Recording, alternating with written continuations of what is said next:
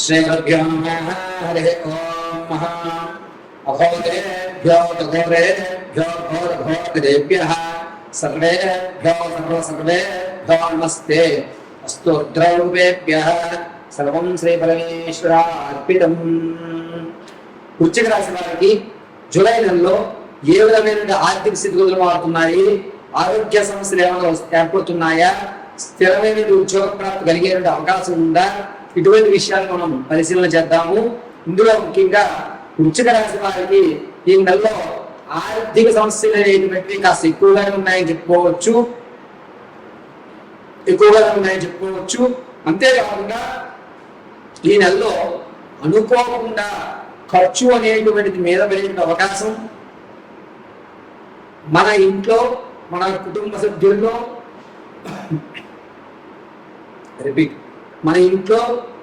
సభ్యుల్లో కొన్ని అనవసరమైనటువంటి ఖర్చులకి మనం ధనాన్ని వెచ్చించి అనవసరంగా ధనాన్ని వృధా చేసేటువంటి అవకాశమే ఎక్కువగా గోచరిస్తుంది. పైగా ఈ వృశ్చిక రాశి వారికి రాజకీయంలో ఉన్నటువంటి వారికి పేరు ప్రఖ్యాతులు కాస్త తగ్గుతాయి. మీకంటూ రావాల్సినటువంటి అధికారం శృతులు తప్పేటువంటి అవకాశం గోచరిస్తుంది. విద్యార్థులకి జ్ఞాపకశక్తి పెరుగుతుంది. మీకంటూ ఒక ప్రత్యేకమైన గుర్తింపుని ఖచ్చితంగా ఏర్పరచుకుంటున్నారు. మొన్నమాడు వరకు సరిగ్గా చదవని వాళ్ళకి ఇప్పుడు ఇంత మార్పు ఎలా సంభవించిందని ఆశ్చర్యపోయే అవకాశం ఏర్పడుతుంది. సంగీత సాహిత్య సినీ కళా పరిశ్రమలో ఉన్న వారికి కాస్త ఊరట కలుగుతుందని చెప్పవచ్చు. పాత స్నేహితుల వల్ల అవకాశం ఏర్పడుతోంది. ఈ అవకాశం బేస్ చేసుకున్నట్లయితే కనుక రానున్న రోజుల అద్భుతమైన అవకాశాలు మీకు అందించుకునే అవకాశం ఏర్పడుతోంది. ఇక వృశ్చిక రాశి వారు రైతుల విషయానికి వస్తే మొదటి 3 వారంలో కూడా బాధాదాయకంగాను, చివరి వారం ఆనందదాయకంగాను నెలలో ముగుస్తుంది. రియల్ ఎస్టేట్ లో కానీ స్టాక్ మార్కెట్ లో కానీ ధనాన్ని వెచ్చించాలి అనుకుంటే వృశ్చిక రాశి వారు ఈ నెలలో అటువంటి ఆలోచన పెట్టుకోవద్దు. మీరు పెట్టిన పెట్టుబడి అనవసరంగా నష్టాల్లో కూరుకునే అవకాశం ఏర్పడుతుంది. రాంగ్ గైడెన్స్ వల్ల మీరు తప్పు దావలో మీ యొక్క ఇన్వెస్ట్మెంట్ చేస్తారు. దాని వల్ల మీ ఆర్థిక నష్టం జరిగేటువంటి అవకాశం ఏర్పడుతోంది. ఇక వ్యాపారాలు ప్రారంభం చేద్దాం అనుకుంటున్నారు. మరి ఏమిటి మా పరిస్థితి అంటే కనుక వ్యాపారాన్ని పరోక్షంగా చేయండి. అందులోనూ మెడికల్ హోల్సేల్ కానీ, కూరగాయలకు సంబంధించింది కానీ, లేదా బ్యూటీ ప్రొడక్ట్స్ సంబంధించి కానీ, ఆహార ధాన్యాలు అమ్మకాలు కానీ చేయండి. కలిసి వచ్చేటువంటి సూచన ప్రత్యక్షంగా తీసుకోండి. మరొక విషయం, వృశ్చిక రాశిలో ఉన్నటువంటి వారు తాత ముత్తాతలు లభించేటువంటి ఆస్తి ఏదైతే ఉందో ఆ ఆస్తి అనేటువంటి ఈ నెలలో వచ్చే అవకాశం 70% కనబడుతోంది. పాజిటివ్ వైబ్రేషన్స్ ఏర్పడుతున్నాయి కానీ సంతకం జరుగుతుంది అనే విషయం చెప్పడానికి లేదు. కోర్టులో మీది పైచేయి అవుతుంది అనేటువంటి ఒక ఆశాజనకు ఖచ్చితంగా కనబడుతుంది. ఇక వృశ్చిక రాశిలో వారు నిరుద్యోగులకి ఖచ్చితంగా శుభవార్త అయితే 2వ వారంలో ఉంటున్నారు. ప్రమోషన్ కోసం చూసేటువంటి వారికి మాత్రం కాస్త ఇబ్బందిదాయకమే. మీరు అనుకున్నటువంటి ప్రాంతానికి కాకుండా వేరే ప్రాంతానికి పరిష్కృతిగా డ్యూటీకి వేసేటువంటి అవకాశం గోచరిస్తుంది. వృశ్చిక రాశి వారు ఇప్పటి వరకు తెలియజేసినంత ఉన్నాను గోచార రీత్యా మాత్రం తెలియజేశాను. గుర్తుపెట్టుకోండి, వ్యక్తిగతంగా జాతకం తెలుసుకోవడానికి మీ date of birth, time, place of birth కింద స్క్రోల్ నెంబర్ సంప్రదించండి. ఒకవేళ అది లేకపోతే ఫోటోలు పంపించడం, మేము అడిగేటువంటి ప్రశ్నలకు సమాధానం చెప్పడం వల్ల మీ పూర్తి జాతకాన్ని విశదీకరించి చెప్పడం జరుగుతుంది. అయితే వృశ్చిక రాశి ఆడవారి పరిస్థితి ఏమిటి అంటే కనుక కుటుంబంలో కలహాలు ఎక్కువవుతాయి. భార్యాభర్తల మధ్య కీచులాట్లు పెరిగేటువంటి అవకాశం ఏర్పడుతుంది. ఎక్కడైతే అగౌరవపడ్డారో అక్కడ గౌరవం లభిస్తుంది. దూర ప్రాంతాల ప్రయాణం చేస్తున్నారు. ఎప్పుడు చూడనటువంటి హనుమ విగ్రహ లేదా హనుమ దేవాలయాలు దర్శనం చేసేటువంటి అవకాశం వృశ్చిక రాశి వారికి కలుగుతుంది. పైగా వివాహం కోసం ఎవరైతే ప్రయత్నం ప్రారంభం చేద్దాం అనుకుంటున్నారో ఈ నెలలో చేయకండి, అంత లాభదాయకంగా లేదు.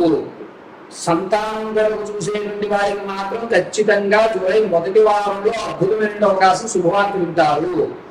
ప్రసవానికి ఉన్నటువంటి వారు పుత్ర సంతానాన్ని కలిగేటువంటి అవకాశం ఎక్కువగా గోచరిస్తోంది.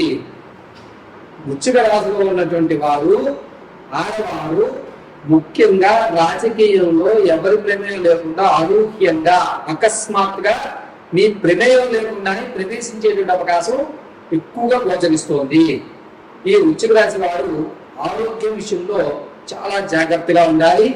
చెవుకి సంబంధించి, అదేవిధంగా చిన్న మెదడుకు సంబంధించి ఇబ్బందులు ఏర్పడుతున్నాయి.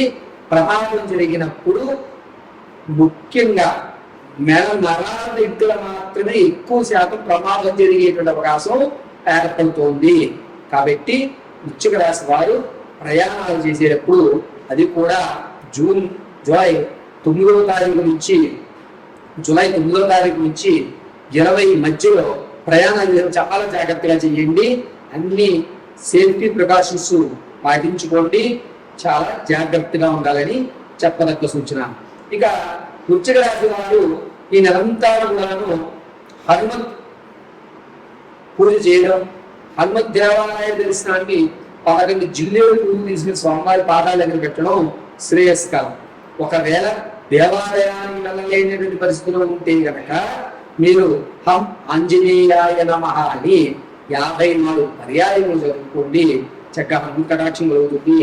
ప్రతిరోజు కూడా ఇంట్లో సీతారామ లక్ష్మణ పట్టాభిషేక ప్రతిమ ఉంటే కనుక దానికి చక్కగా తెల్లటి పుష్పమాల అలంకరణ చేయండి. ఒకవేళ అది లేని పక్షంలో మీ ఇంట్లో ఉన్నటువంటి దేవతామూర్తి ఎదురుగా నేతితో దీపారాధన, పసుపు ఒత్తు వేసి వెలిగించండి. సర్వము హనుమత్ కటాక్షం కలుగుతుంది. కుదిరినంత వరకు కూడా హనుమత్ చాలీసా కానీ లేదా శ్రీరామ దూతాయ నమః అని కానీ అనుకోవడానికి ఎక్కువ శాతం చూడండి. వృశ్చిక రాశి వారికి హనుమత్ కటాక్షం కలుగుతుంది. అంతేకాకుండా ఈ వృశ్చిక రాశి వారు విందు వినోదాల్లో పాల్గొన్నప్పుడు మాత్రం కొంచెం జాగ్రత్తగా ఉండండి.